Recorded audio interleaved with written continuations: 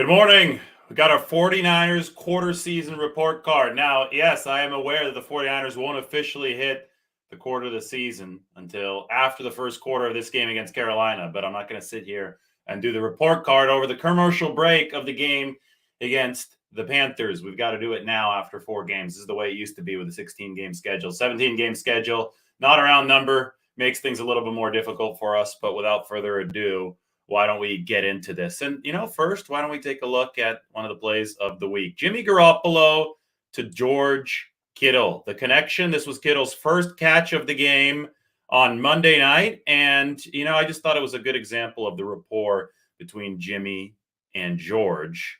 Because, as you notice, Ernest Jones is covering George Kittle, single coverage linebacker for the Rams. And we're going to stop this at the point of release right here. Maybe go a little bit sooner, maybe just a smidge sooner, so you could see exactly where this ball was at the point of release. Top left corner of your screen, George Kittle is still on the outside of Ernest Jones. He still hasn't cleared Ernest Jones. So this is a trust throw from Jimmy Garoppolo. This is a rapport throw. If they're going to get George Kittle re-involved in the offense, well, he's going to have to make catches like this, and Jimmy Garoppolo is going to have to make some throws like this. The touchdown throw was really similar. Garoppolo really threw George Kittle open. Obviously, it wasn't a touchdown because Kittle stepped out of bounds with 1 foot, but just thought that this was a good example of rapport between quarterback and tight end, somebody who for long stretches of time has been Jimmy Garoppolo's favorite receiver. So that's a great example of throwing a guy open and George Kittle running a good route to clear Ernest Jones in the game against the Rams on Monday.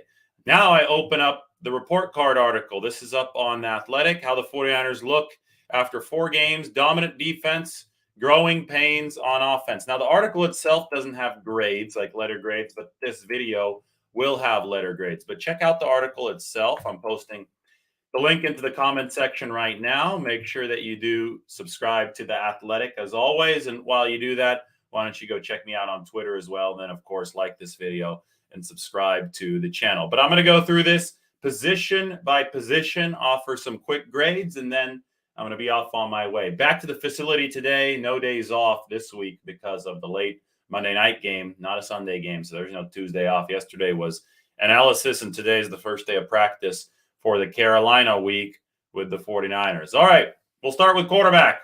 My grade's a C. It's been funky. It's been complicated, no doubt, at the quarterback position for the 49ers. They started with Trey Lance. Then Lance suffered a season-ending injury.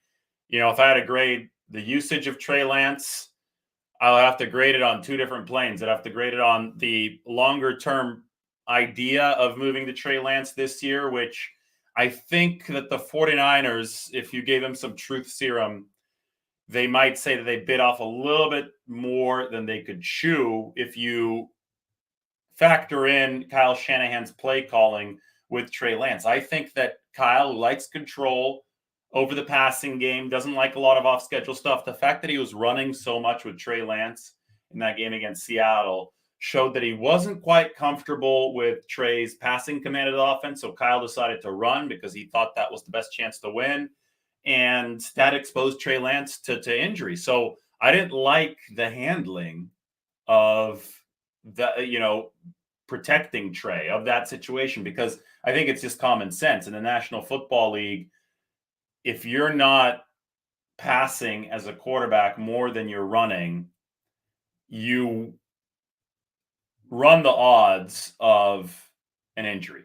You're just exposing yourself to more hits. And the spot that Trey Lance was in his development in that week 2 game against Seattle, Kyle Shanahan felt compelled to run him a whole hell of a lot because that maximized the 49ers' chances of winning. And to me, that didn't put Trey Lance in a fair spot health-wise, right? And it put the 49ers in the fairest spot to try to maximize their efficiency and to try to win. But it was a bridge that the 49ers needed to cross. They were obviously willing to cross it, but I think that in an ideal world, Trey Lance is a little bit more developed as a passer early in the season when he does grab that baton from Jimmy Garoppolo. He wasn't, and we saw the injury to Trey Lance. Obviously, Jimmy Garoppolo took over after a funky offseason, looked terrible against Denver. Initially looked good against Seattle, but it's really tough to gauge anything. That was off the cuff kind of stuff. Game plan wasn't even designed for him. I think that it's really, really important that the 49ers saw tangible progress as far as cohesion between Garoppolo and Shanahan and the offense against the Los Angeles Rams following the week against Denver. So quarterback's heading in the right direction. Offense right now under Garoppolo's number 13 DVOA. That's right in the middle of the league. So I'm going to give him a C grade, average. He's a chance to raise this up to a B probably over the next 2 weeks, maybe even an A if he goes out there, performs well enough to beat the Chiefs in 3 weeks. So this grade is going to be really movable as of right now. C, though, seems fair for an offense that's been middle of the pack if you look at it on the aggregate. Running back, injury situation here also has impacted this position.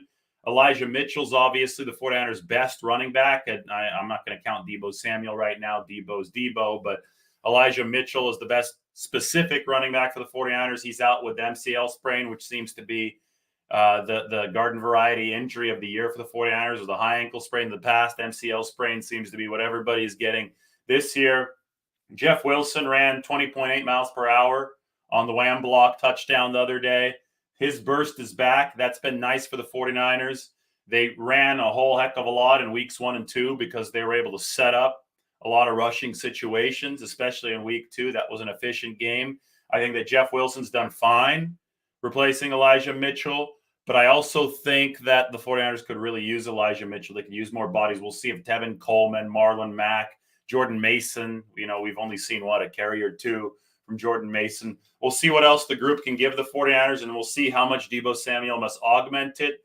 But again, the offense, maybe I can move this up to B-, but I feel that the offense so far has not demonstrated a long enough stretch of, oh my God, they are blowing me away. This running game is really taking an hold of opposing defenses and opposing its will. I've seen some nice runs, but I also, and this is all connected, right? This is connected to the pass game. It's connected to the blocking. But for now, I'm only comfortable giving a C to the 49ers running backs. The receivers get a B. They would have gotten a C for the same reason as the running backs, but they get a B because Deebo Samuel and his otherworldly performance against the Rams. He is, again, breaking yards after the catch advanced metrics. He's amazing. He, is even helping prop up this group. But the 49ers still obviously want to see a little bit more from Brandon Ayuk. They saw a little bit from Juwan Jennings to begin that Monday night game against the Rams, which was really nice for the 49ers. Found those open spots on those slant patterns to pick up those first downs. He did drop one of them, though. So the B is good. The wide receiver group, I think, so far has been good. The 49ers have more depth and strength at receiver than they do running back, so it makes more sense to lean on that group. I mean, they opened up the Rams game in the gun passing, and Deebo Samuel's a total stud. Brandon Ayuk has the potential to be a total stud. I think that you can't be mad at the receiver group right now. We'll give them a B as we move forward. Tight ends, B-. They need to get George Kittle more involved in the offense. And, this is why right here. He's got good rapport with Jimmy Garoppolo. Only 2 catches for Kittle the other day. This grade might have been higher had Kittle put his foot down in the end zone, the second foot for the touchdown, because that was another trust throw from Jimmy Garoppolo. But those of you just joining, that's the point of release. You could tell up in the upper left, George Kittle hasn't yet cleared Ernest Jones. So you're really throwing him open, and you're trusting George Kittle to get open and make a tough catch in traffic. So Charlie Werner had an awesome wham block the other day, but Brian Baldinger in his breakdown pointed it out. The miss that they had from Garoppolo to Werner down the far sideline. Why isn't George Kittle running that route, right? George Kittle's back pass protecting. He's back run blocking. He's doing a lot. He's doing a good job. He's still an elite player, but he's also an A receiver, right? 4.5 40, great body control, great hands. I do think that we need to see more of George Kittle in the pass game, and that Werner route is a great example. Run that one for George Kittle. Let him have it, because obviously Charlie can block. Charlie at 241 pounds took on Greg Gaines, Rams nose tackle, at 313 pounds on that wham block. So you tip your cap to Werner. Obviously, he can do some blocking. Let George Kittle run some of those pass patterns, because I do think that he's a potentially great weapon for the 49ers. Now, listen, They still have to play the Rams again this month. They have to play all their division opponents a second time, right? They haven't even played the Arizona Cardinals the first time. So this is a long season. It's a chess match as far as play calling goes. Underutilized 49ers, I would say Kyle Juszczyk if I go to the running back room. I mean, Juszczyk, whenever you throw in the ball, something good happens. I do think on the second go-around against these opponents, the 49ers utilize Juszczyk more, but it's time to utilize somebody like George Kittle more in the passing game immediately. Offensive line, I go C+ for the offensive line. I mean, you got to grade on a little bit of a curve, but you also have to be consistent with the grading. The O-line is starting new guys. Spencer Burford, a rookie on the right side. We'll see where Daniel Brunskill plugs in. They're on their third string left tackle with Trent Williams hurt, and now Colton McKivitz suffering the dreaded MCL sprain. Williams, by the way, that's last season's injury, right? High ankle sprain. But boy, I've been impressed with Aaron Banks. I really have. He's been moving well. I'll cut up some tape and put some tape of how well Aaron Banks is getting downfield. But the pass protection's been solid too. Jake Brendel, mixed bag. There have been some miscommunication issues. It's how Aaron Donald got a free shot at Garoppolo the other day.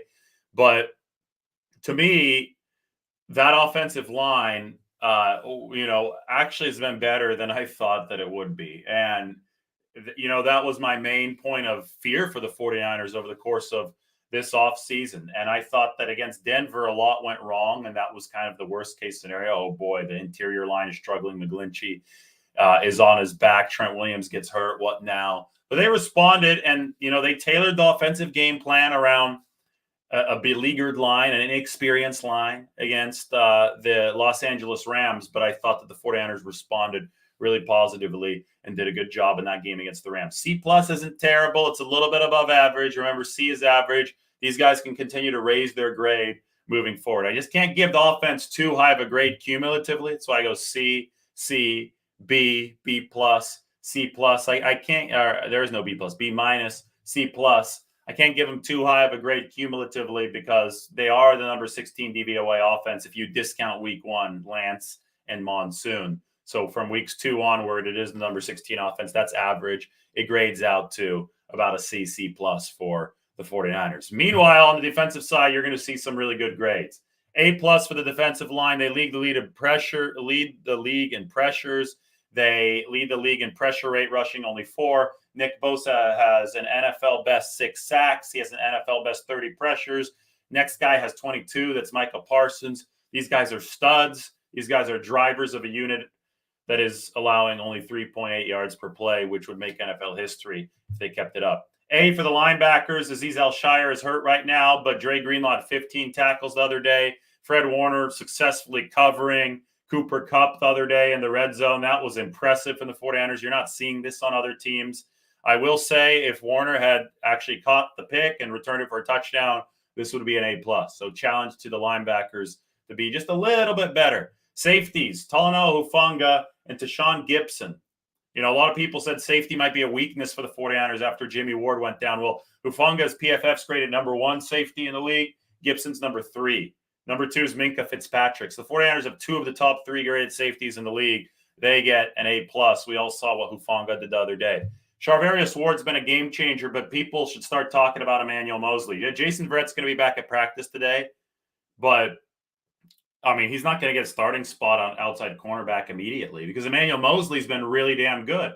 Charvarius Ward has been really damn good. These are 2 game-changing cornerbacks when the moment of truth comes, such as, both of these guys against Allen Robinson the other day in the end zone, they both won their battles. These guys don't lose at the moment of truth unless the quarterback makes an insane throw and the receiver and the quarterback are in perfect cohesion. And the play I'm talking about is Ward against Cortland Sutton. Late.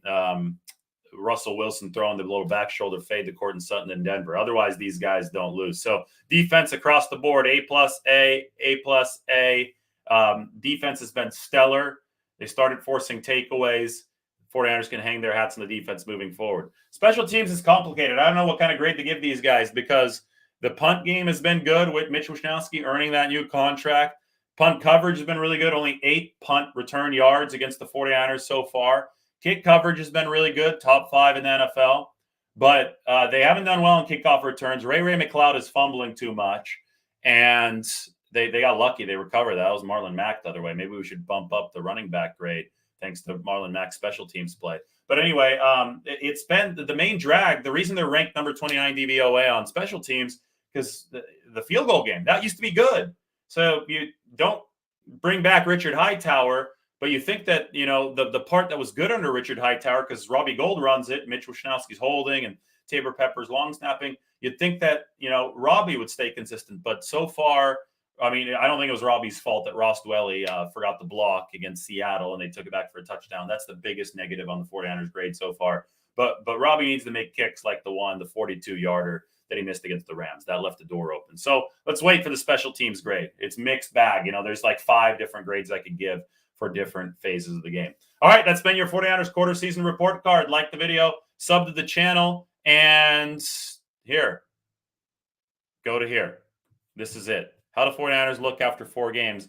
Dominant defense, growing pains on offense. It's in the comment section for all of you. All right, guys, we will talk to you all very soon. Thanks for joining this morning. A lot of content coming from the facility today, so sub to the channel. Talk to you in a bit.